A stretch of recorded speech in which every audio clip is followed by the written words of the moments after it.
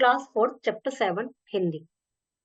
Class 4 Hindi chapter 7 और chapter का नाम है दोहे।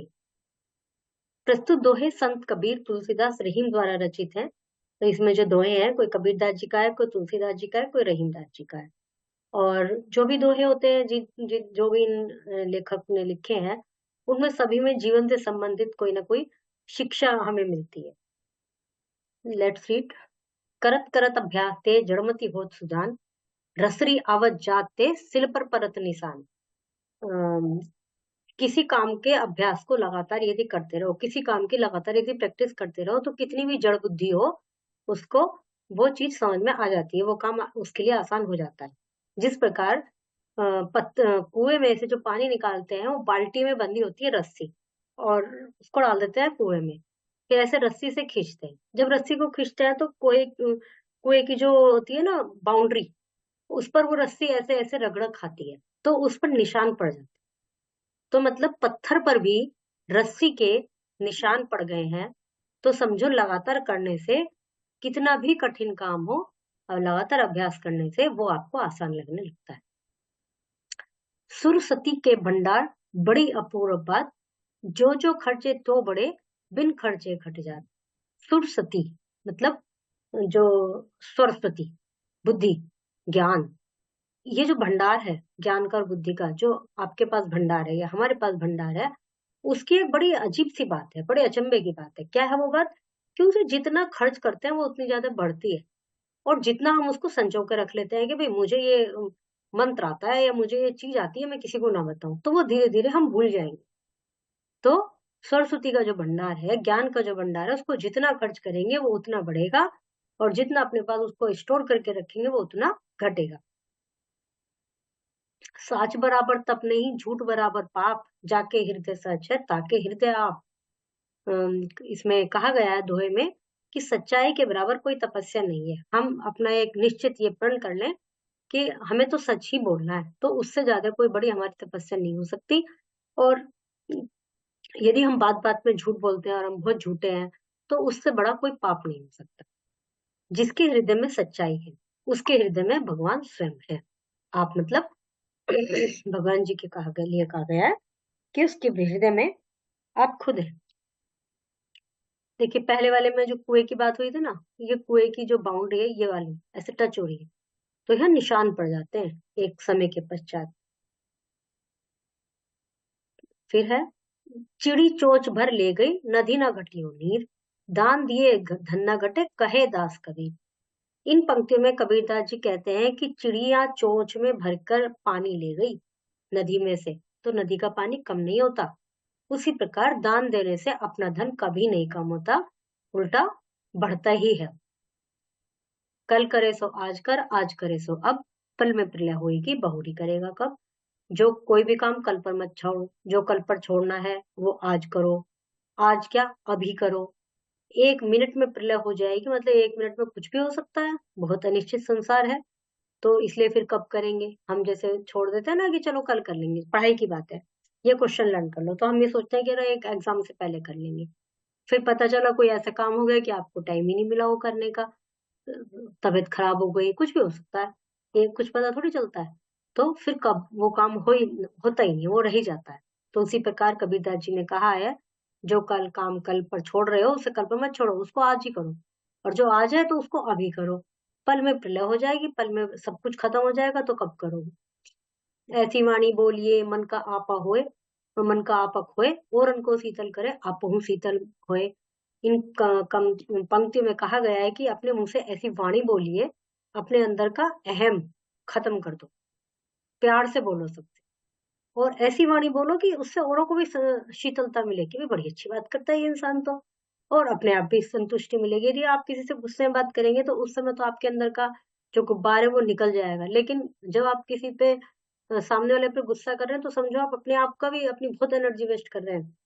और गुस्सा ऐसा हमारा एक भाव है, जिसमें हम दूसरों की गलती की सजा खुद को देते हैं। कैसे देते हैं? भाई हमें गुस्सा तो आया क्योंकि सामने वाले ने कोई गलती करी, हमने उससे खूब लड़ाई करी, खूब उल्टा सीधा कहा, तो अपनी एनर्जी वेस्ट करी। तो एक तरह से गलती तो उसने करी, उस पर तो पता नहीं फर्क पड़ा भी नहीं पड़ा तुम्हारे गुस्से का, लेकिन तुमने अपनी जरूर दिमाग खराब कर लिया, अपनी एनर्जी वेस्ट कर दी। तो इसलिए अपने अंदर का अहम खो के, अपने अंदर का सब कुछ खत्म करके, गुस्सा शांति से ऐसी वाणी बोलिए औरों से कि उसे भी अच्छा लगे और आप भी शीतल होए, मतलब आपको भी शीतलता मिले, शांति मिले। दया धर्म का मूल है, पाप मूल अभिमान, तुलसी दया न छोड़िए जब लगी घट में प्राण। दया, जितने भी धर्म है, जैसे धर्म आपने सुने होंगे, हिंदू धर्म, मुस्लिम धर्म, से सब धर्मों से बड़ा है धर्म है दया। यदि आपने दया धर्म को अपना लिया तो समझो आप सबसे बड़े धर्मात्मा बन गए हैं। और अभिमान जो है वो सबसे बड़ा पाप है। यदि आपने आपके अंदर घमंड है कि मैं तो ये हूं, मैं तो वो हूं, तो वो समझिए सबसे बड़ा पाप है। तुलसीदास जी कहते हैं कि हमें कभी भी दया करनी नहीं छोड़नी चाहिए जब तक इस घट में प्राण है। घट मतलब हृदय में, मतलब हमारे अंदर प्राण है, जब तक दया धर्म को नहीं छोड़ना चाहिए। घट माने घड़ा होता है, और घड़े को अपने बॉडी की तुलना, अपने शरीर की तुलना घड़े से की गई है। इनका एक कबीरदास जी का एक दोहा हो रहा है, यह तन काचा कुंभ है। मतलब ये जो शरीर है कच्चे घड़े के समान है, जरा सी चोट लगी टूट जाएगा, जैसे घड़ा टूट जाता है, उसी प्रकार अपने शरीर का भी कोई अभिमान नहीं करना चाहिए। तो वही इसमें भी घट से तुलना, घड़े से तुलना की है कि जब तक हमारे इस घट में प्राण है, हमारे शरीर में प्राण है, जब तक दया करनी नहीं छोड़नी चाहिए। जो गरीब पर हित करे ते रहीम बड़ लोग, कहा सुदामा बापुरु कृष्ण मिताई जो गरीबों की भलाई करते हैं, बड़े बड़े लोग जो रिच हैं, जो अमीर हैं, वो गरीबों की यदि भलाई करते हैं या दूसरों के परोपकार का कार्य करते हैं, तो वो बहुत अच्छे लोग होते हैं। जिस प्रकार कृष्ण जी ने सुदामा की हेल्प की थी, हालांकि वो तो उनके बचपन के मित्र थे। वो मतलब बापरो का मतलब है बेचारा, तो वो इतने बेचारे हो गए थे, वो बहुत निर्धन थे, तो कृष्ण जी ने अपने बचपन की दोस्ती का वो निभाया, क्योंकि वो उनके दोस्त थे। लेकिन कृष्ण जी के पास यदि कृष्ण जी महान क्यों थे, वो तो उनके दोस्त थे, इससे हेल्प की। लेकिन यदि कोई और भी कृष्ण जी के पास कुछ मांगने जाता था तो वो उनकी सहायता करते थे। तो जो गरीबों पर दूसरों के परोपकार के लिए कार्य करते हैं, तो रहीमजाद जी कहते हैं वास्तव में वही लोग बड़े होते हैं। विद्याधर्म उद्यम बिना, कहो जो पावे कौन, बिना डुलाए ना मिले जो पंखा की पौन। विद्या धन जो है परिश्रम के बिना नहीं मिलती, बिना परिश्रम के आपको विद्या नहीं मिल सकती। और बिना हिलाए डुलाए, पंखे को ऐसे जब तक नहीं हिलाएंगे जब तक हवा कहाँ से आएगी। अब तो खैर पंखे चलते हैं, एसी चलते हैं, कूलर चलते हैं, लेकिन जिस जमाने के दोहे लिखे हुए हैं, उस जमाने में हाथ का पंखा होता था। और कभी किसी ने देखा भी हो, और यदि हाथ का पंखा नहीं भी देखा, तो आप यदि आपको गर्मी लगती है तो आपका अनायास ही ऐसे ऐसे करने का मन करता है, या कुछ कागज पड़ा है, कोई गत्ता पड़ा है, तो आप उससे ऐसा हवा करेंगे। तो जी विद्या धन बिना मेहनत के नहीं मिलता, उसी प्रकार जिस प्रकार बिना पंखे को जब तक आपने नहीं हिलाया तो हवा नहीं मिल सकती। जो तो को काटा बोए तो ही बो तू फूल, तो को फूल के फूल है बाकी है त्रिशूल। यदि कोई तुम्हारे लिए कांटा बोता है, तब भी तुम उसके लिए फूल बो।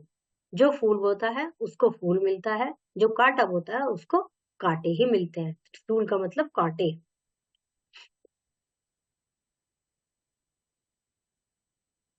क्वेश्चन आंसर है, ये पंक्तियां पूरी करनी है।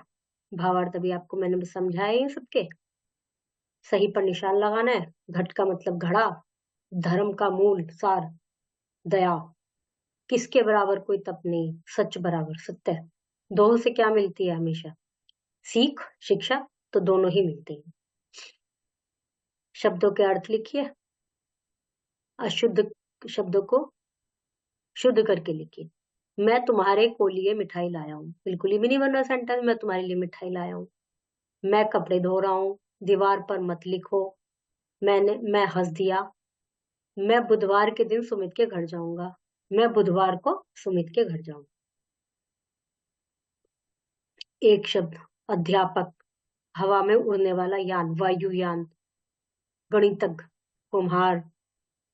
मेलजोल, सबसे मिलकर रहने वाला, मिलनसार। अपना मतलब निकालने वाला, स्वार्थी। इनको मैच करना है। चित्रों को पहचान कर उनके बारे में पंक्ति लिखिए, और दोहे याद करिए कोई। परिश्रम का बहुत महत्व है, इसके ऊपर परिश्रम के बिना विद्या प्राप्त नहीं की जा सकती। परिश्रम के महत्व पर कुछ पंक्तियां लिखिए। Okay, chapter is completed.